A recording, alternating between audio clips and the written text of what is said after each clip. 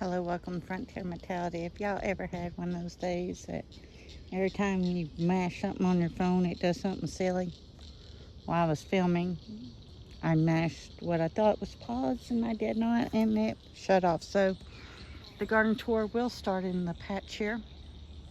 The potato patch is on top, has gotten most of its flowers, and some of them have already fell off. So what does that mean for the potatoes? It means they have reached maturity, growing up above the ground. Now, when the first flowers came on was a week ago. So they have 40 days in ground, so we're down to 30 more days. So by the middle of June, the potatoes will be coming up. This is an update tour on the Amaranthus because it's the first year I've grown them. So this one is in full red. This one here kind of looks rusty and it's beginning to turn red. And then I have another one right here that is still quite green. And then I have one on the other side, which I'm not going to show you because it looks like the green ones, but it is knee high. So we're going to go to the back garden and discuss what's going on back there. Then I'll bring you to the front yard and show you what's going on there, even though I just filmed it and deleted it because life. So pause. Well, that's nice to know. This back garden is mostly in shade now, so once I get on the other side we'll see. So Bruce and I have thinned the corn down, and I see the beans weaving in and out that I planted with. And then I want to show you that the green beans have been coming up and I've been lacing them on the string here because we want them to grow on the fence or on the baling wire, and this will encourage it to spread out, give us lots of blooms. Right now it's all leaves. You do not see any green bean blooms as of right now, which is fine. It's just part of it. Okay, in the front yard we have planted okra as well, because back here for some reason it's just not doing as well as it should. You're going to see 3 or 4 rows of a lot of grass. There is okra mixed in with some of it. Can't really get in there and pull all the grass because you might pull one of the okra, and we don't need to do that yet. Once it gets to the blue line here at the stop, which will come off when they get growing, just kind of helps us keep an eye. And then Bruce, I want to show you, do you see how these 2 lines are? So what he does when the tomatoes get up, he starts weaving them through, and it's better than cages in our opinion, of putting the tomatoes and holding it up, and he just keeps going up as they grow. So we have the zucchini and the yellow squash in this row, and then in this row down here is cucumbers, and then on this far end, I'll just go ahead and walk over there, is where we've got butternut and acorn squash planted. What I like about the acorn and the butternut, once it's done and it's grown, you can store it in its body form. You don't have to can it. You don't have to do anything to it to make it shelf stable. Like your potatoes, you have to let them, can't wash them, you just sit them on a table and you let the humidity and the dry air cure them. Sweet potatoes, there's a lot more into it because you have to have a stronger humidity dew point, which is kind of hard because they're going towards the end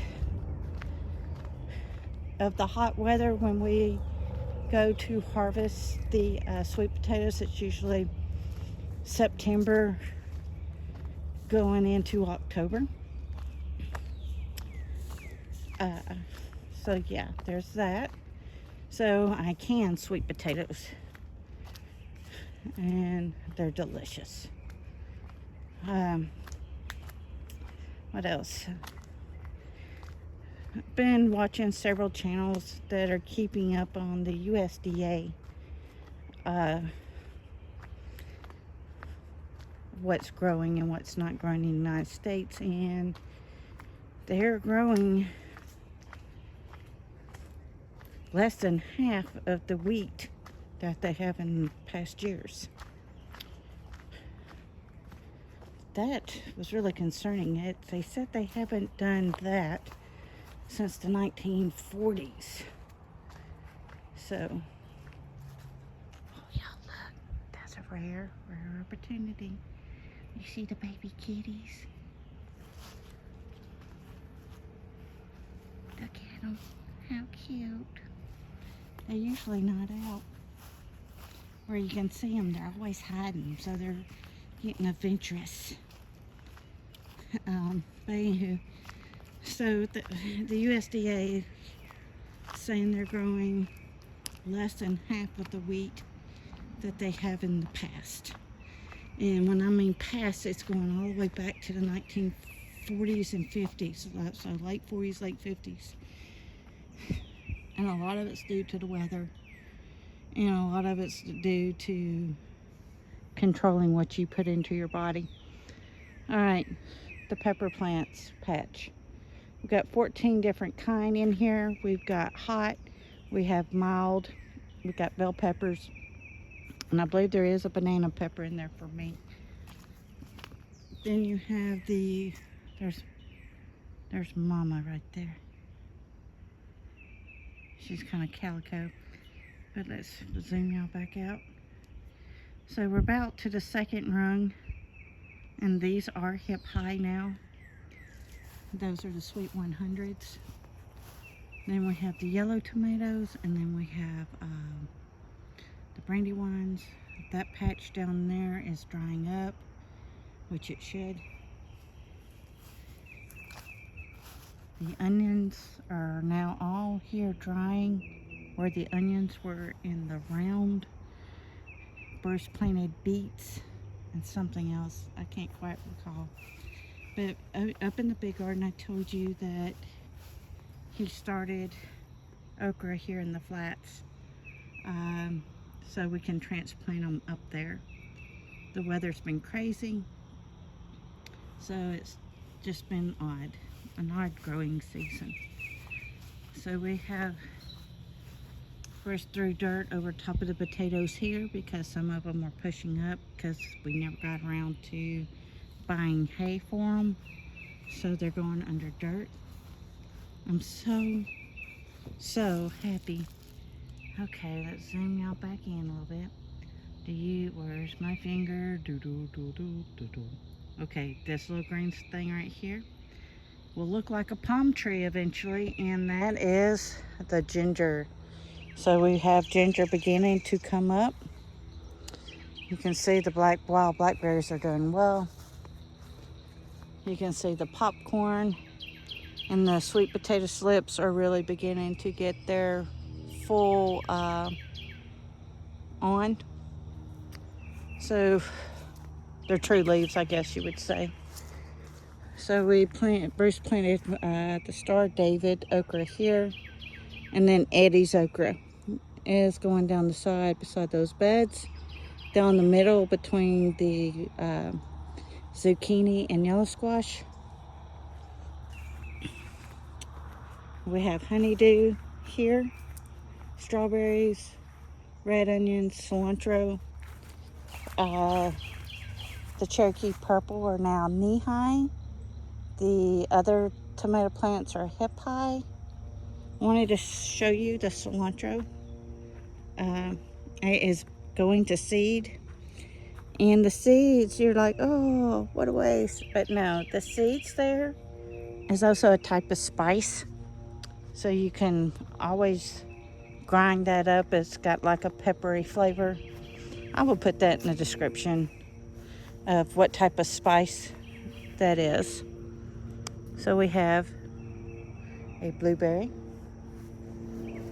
Just have to beat the birds to them. And then here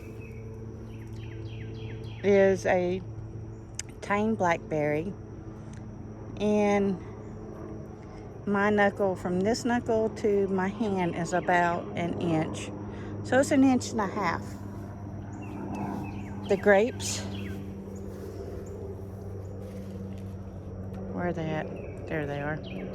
They're beginning to come in nicely. My grandson, one of my grandsons, was very happy. We did a Blade Mother's Day and this past weekend, and he got to plant one of the tomato plants over here. So we're going to keep him posted in the videos that his tomatoes doing well. Okay, let's zoom you out a little bit. The tall little stalks back here, those are bunching onions. They go all the way down. And then I have leeks right here. Alright, so let's have a sit down and a chitty chat, and then we'll let everybody go.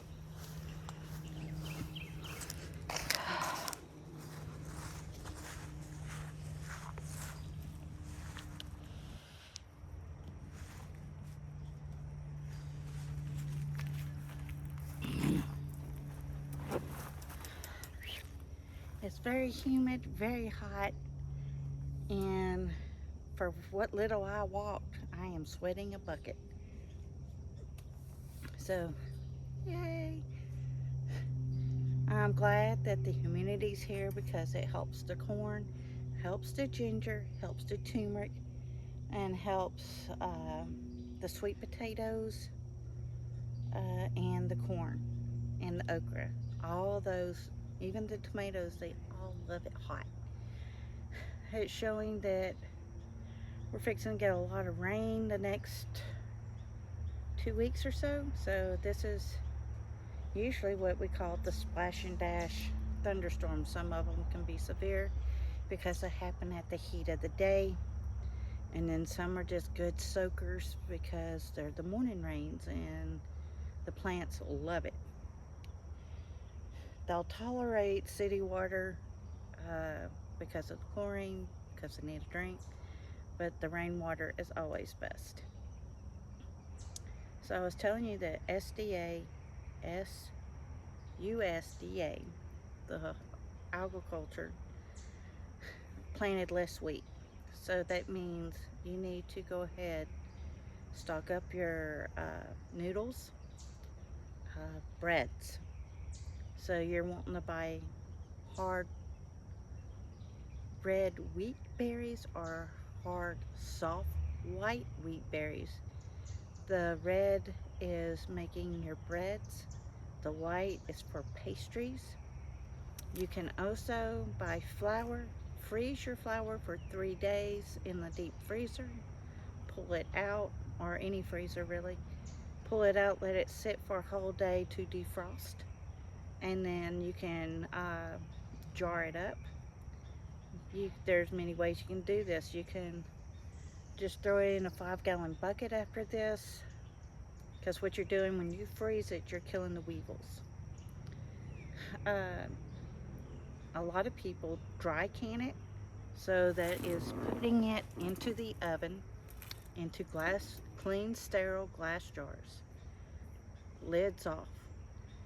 You cook it for 20 minutes for a quart, 15 minutes for a pint, and then you have your bands and stuff ready to put on.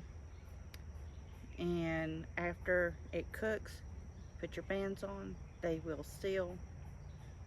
Just another redundance in storing flour, and this will last up to, it says 2 to 3 years, but I have successfully done it in this away and by putting it in drinking bottles, and it has lasted 5 years.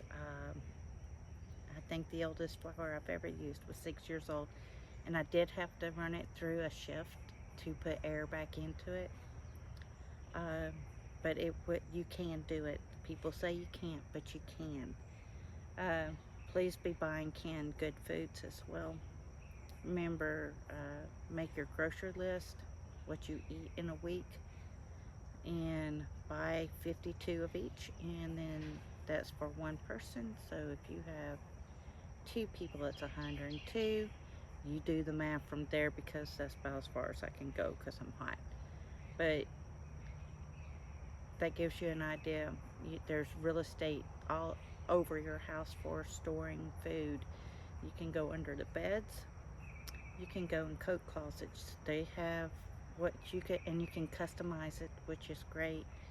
The roll down. There's many on YouTube that make the roll down racks.